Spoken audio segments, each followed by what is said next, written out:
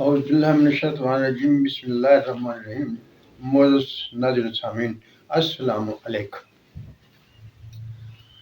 دو چیزیں مسلمانوں کو سمجھنے کے لیے انتہائی ضروری ہے۔ پہلی چیز قرآن کا مقام اور دوسری چیز اللہ تعالیٰ کی حیثیت یا اللہ تعالیٰ کا مقام، اللہ تعالیٰ ہم سے کیا چاہتا ہے۔ قرآن کلام اللہ ہے اور یہ مسلمانوں کی رہنمائی کے لیے ہے، لیکن یہ بات یاد رکھنے کی ہے کہ مسلمانوں کی رہنمائی کے لیے ہے، فرقوں کی ترویج کے لیے نہیں ہے، فرقے بنانے کے لیے نہیں ہے۔ لیکن ایک بات سامنے آتی ہے، اگر قرآن سے کوئی مسئلہ اخذ کیا جاتا ہے تو وہ کسی فرقے کی تعلیمات کے مطابق ہو جاتا ہے، تو کیا قرآن اس فرقے کی حمایت کرتا ہے؟ قرآن ایسا نہیں کرتا۔ قرآن ایک چیز بیان کرتا ہے جو کہ حقیقت ہے، جو کہ سچ ہے، اس کو مبدل کرنا، اس کو تبدیل کر کے اپنے مطلب کی طرف لے جانا، یہ فرقوں کا کام ہوتا ہے۔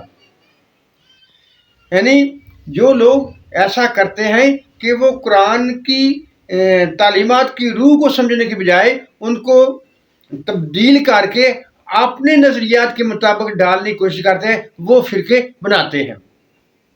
اور اللہ تعالیٰ خالق ہے، مخلوق اس نے پیدا کی ہے، اور مخلوق کا اور الہ کا آپس میں کیا رشتہ ہے؟ صرف خالق اور مخلوق کا ہے۔ اللہ کیسا ہے، اس کی حیثیت کیسی ہے، ہم نہیں جان سکتے، لیکن کیونکہ وہ خالق ہے، اس نے پیدا کیا ہر چیز کو، لہذا وہ جانتا ہے کہ کوئی چیز کیسی ہے۔ خاص طور پر ہم بات کریں گے انسان کے بارے میں۔ اللہ تعالیٰ نے انسان کو پیدا کیا، خود قرآن شریف میں فرمایا ان الخلق الانسان ضعیفا، یہ جہولہ بھی ہے، ظلومن بھی ہے، ظلومن جہولہ بھی ہے، یہ سارے اللہ تعالیٰ نے قرآن شریف میں بیان کر دیے ہیں۔ اس میں یہ صفات پائی جاتی ہیں کیونکہ وہ خالق ہے، اسے پتہ ہے۔ یہ ہم اپنی طرف سے نہیں کہہ سکتے کہ انسان ایسا ہے، کیونکہ اس نے بیان کیا ہے قرآن میں، لہٰذا وہ انسان ایسا ہی ہے۔ لیکن اس کا ایک پہلو اور ہے،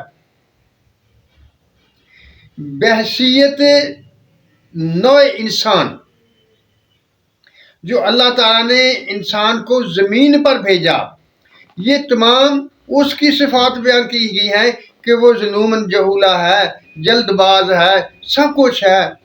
لیکن جو لوگ اپنے آپ کو سنوارتے ہیں، اپنی منزل پر راہ مستقیم پر چلتے ہیں، تو اپنے آپ کو بلند کرتے ہیں، ان کا مقام بھی اللہ تعالیٰ قرآن میں بیان کرتا ہے۔ آج میں نے آپ کے سامنے حضور اکرم صلی اللہ علیہ وسلم کے بارے میں جو قرآن کہتا ہے اس کے بارے میں بیان کرنا ہے۔ صرف ایک دو مثالیں میں دوں گا، کیونکہ آپ بھی جانتے ہیں، میں بھی جانتا ہوں، جیسا عام کہا جاتا ہے وہ صحیح ہے، بعد خذاب ضرورت ہوئی قصہ مختصر۔ یعنی حضور اکرم صلی اللہ علیہ وسلم کیونکہ اللہ تعالیٰ کی مخلوق ہے، اللہ تعالیٰ نے آپ کو پیدا کیا ہوا ہے، اللہ تعالیٰ خالق کے مقام ہے اور حضرت محمد صلی اللہ علیہ وسلم مخلوق کے مقام پر ہے، لیکن ساری کائنات میں سے افضل ہے۔ خدا کے بعد اگر کسی کا درجہ ہے تو وہ حضور اکرم صلی اللہ علیہ وسلم کا ہی ہے۔ ایک بزرگ گزرے ہیں، انہوں نے کہا کہ انسان کی حیثیت خدا کے سامنے چمار جیسی بھی نہیں ہے۔ یعنی ایسا گرا دیا، اگرچہ اللہ تعالیٰ نے انسان کے بارے میں کہا ہے کہ وہ جانوروں سے بھی بدتر ہے، لیکن سب کے بارے میں نہیں یہ بات اس مقام کی ہے جب آدم علیہ السلام کو زمین پر بھیجا گیا اور اس کی نو چلی، اس میں سے کچھ ایسے تھے، اور کچھ کے بارے میں اللہ تعالیٰ نے ارشاد فرمایا ہوا ہے۔ کیا ارشاد فرمایا ہے؟ حضور اکرم صلی اللہ علیہ وسلم کے بارے میں اللہ تعالیٰ ارشاد فرماتا ہے وَالضُّحَىٰ وَاللَّيْلِ إِذَا سَجَىٰ ما ودع ربک وما قلی وللآخرۃ خیر لک من الاولی ولسوف یعطیک ربک فترضی۔ پورا قرآن شریف دیکھ لیجئے،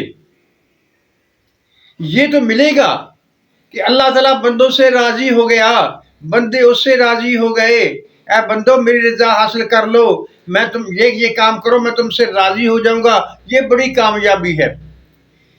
لیکن پورے قرآن میں کہیں بھی حضور اکرم کے سوا یہ نہیں کہا گیا وَلَسَوْفَ يُعْطِيكَ رَبُّكَ فَتَرْضَىٰ، آپ کا رب آپ کو ایسی چیزیں عطا کرے گا، ایسی عنایات کرے گا کہ آپ اس سے راضی ہو جائیں گے۔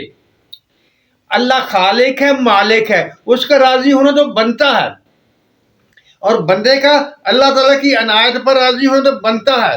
لیکن اللہ تعالیٰ نے حضور اکرم صلی اللہ علیہ وسلم کے بارے میں جو بیان فرمایا ہے یہ صرف آپ ہی کے بارے میں ہے، اور یہ آپ ہی کا مقام ہے کہ اللہ تعالیٰ آپ کی رضا کا متمنی ہے، اللہ چاہتا ہے کہ آپ اسے راضی ہوں۔ وَلَسَوْفَ يُعْطِيكَ رَبُّكَ فَتَرْضَىٰ، اللہ تعالیٰ آپ کو وہ چیزیں عطا کرے گا کہ آپ اس سے راضی ہو جائیں گے۔ اور اس کے علاوہ ایک بات اور جو جس پر ہمیں جشن منانے چاہیے وہ کیا ہے؟ وہ بھی یہی ہے کہ اللہ تعالیٰ نے حضور اکرم صلی اللہ علیہ وسلم سے وعدہ کیا ہوا ہے کہ میں تمہیں تیری امت کے بارے میں راضی کر دوں گا، اور حضور اکرم صلی اللہ علیہ وسلم کا ارشاد یہ ہے کہ جب تک میرا آخری امتی بھی جنت میں داخل نہیں ہو جائے گا میں راضی نہیں ہوں گا۔ یہ کیا بات ہے؟ اللہ تعالیٰ چاہتا ہے کہ حضرت محمد صلی اللہ علیہ وسلم اس سے راضی ہو جائے۔ حضور اکرم صلی اللہ علیہ وسلم سردار الانبیاء ہیں، انبیاء سے بہتر ہیں، سید البشر ہیں، سید الانبیاء ہیں، ان کا وہ مقام ہے۔ اور جب سے آدم علیہ السلام سے لے کر انبیاء علیہ السلام آنا شروع ہوئے تو کسی نبی میں دین کو اس طرح سے اس انداز میں دنیا میں راج نہیں کیا جس طرح حضور اکرم صلی اللہ علیہ وسلم نے کیا۔ آپ نے ایک دفعہ ارشاد فرمایا کہ مجھے اس راستے میں وہ تکلیفیں پہنچی جو کسی اور نبی نے نہیں سہی ہیں، ان کو برداشت نہیں کرنا پڑی ہیں۔ اللہ تعالیٰ کہتا ہے کہ جب تم میرے راستے میں محنت کرتے ہو تو میں تمہارے درجات بلند کرتا جاتا ہوں۔ اور جو یہ بات کہی جاتی ہے کہ سب سے پہلے اللہ تعالیٰ نے حضور اکرم صلی اللہ علیہ وسلم کو پیدا کیا تھا اور آپ کے نور سے تمام کائنات کو پیدا کیا، یہ ایک بات ایسی ہے جس کے بارے میں کچھ لوگ یقین کرتے ہیں، کچھ لوگ یقین نہیں کرتے، لیکن یہ کوئی ایسا ایمان کا حصہ نہیں ہے۔ اگر آپ اس کو تسلیم نہیں بھی کر رہے تو آپ کے ایمان پر کوئی فرق نہیں پڑتا۔ ایمان کیا ہوتا ہے؟ اسلام کیا ہوتا ہے؟ ایمان ہوتا ہے کسی چیز پر اندرونی طور پر، باطنی طور پر اس کو تسلیم کرنا، اور جب اسی ایمان کو بیرونی طور پر اس پر عمل کیا جاتا ہے تو وہ اسلام بن جاتا ہے۔ حضور اکرم صلی اللہ علیہ وسلم کا وہ مرتبہ جو اللہ تعالیٰ نے آپ سے وعدہ کیا ہوا ہے کہ میں آپ کو مقام محمود عطا کروں گا، اور مقام محمود جبکہ قرآن شریف کا پہلا لفظ الحمدللہ رب العالمین، تمام تعریفیں اللہ کے لیے ہیں، تو مقام حمد جو ہے، مقام محمود جو ہے وہ حضور اکرم صلی اللہ علیہ وسلم کے لیے ہے۔ جیسا کہ وہ سلسلہ جو حضرت موسیٰ علیہ السلام کے دل میں خواہش پیدا ہوئی تھی اللہ تعالیٰ کی زیارت کرنے کی، اللہ تعالیٰ کو دیکھنے کی، تو اللہ تعالیٰ نے فرمایا تھا کہ اے موسیٰ تم مجھے نہیں دیکھ سکتے، اور وہی بات وہی ملاقات حضور اکرم صلی اللہ علیہ وسلم کی ان کے جاگتے ہوئے آسمانوں پر کرائی گئی۔ یعنی جو خیال موسیٰ علیہ السلام کے دل میں پیدا ہوا تھا وہ حضور اکرم صلی اللہ علیہ وسلم کے بارے میں تکمیل کو پہنچا۔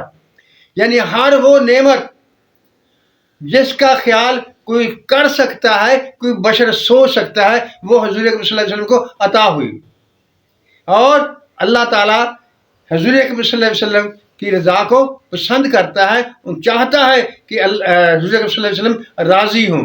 کیوں؟ قرآن آخری کتاب ہے اور اس کا ہر لفظ، ہر شوشہ، ہر زیر زبر پیش وہ حق ہے۔ جب اللہ تعالیٰ نے قرآن شریف میں یہ ارشاد فرما دیا وَلَسَوْفَ يُعْطِيكَ رَبُّكَ فَتَرْضَىٰ، اللہ تعالیٰ کہتا ہے کہ میں تمہیں मतलब सौफ ज्योति का रब्बों का, आपका रब आपको वो चीजें अता करेगा, मतलब सौफ ज्योति का रब्बों का फतरजा, आप उससे राजी हो जाएंगे। यानी अल्लाह चाहता है कि हुज़ूर अकरम सल्लल्लाहु अलैहि वसल्लम उससे राजी हो। यहाँ एक बात याद रखने की है, ये जो रजा है ये इनामात में शामिल है, तख्लीक में नहीं है।